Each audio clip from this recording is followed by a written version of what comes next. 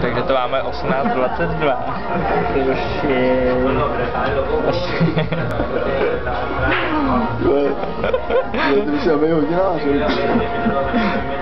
Což je půl hodiny po začátku, nebo asi 25. Ty jsi didaktik, Věčný správce času. Což je 25. To je dokumentarista na vlastní kůži. Věčný správce času. Aspiruje na policerovou cenu.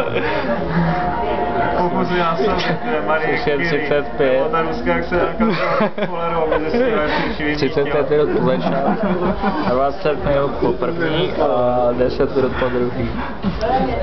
Jak to říká, jakým fotografickým hlasem, že jak Moravec, 20 minut po první a 30 minut po druhý.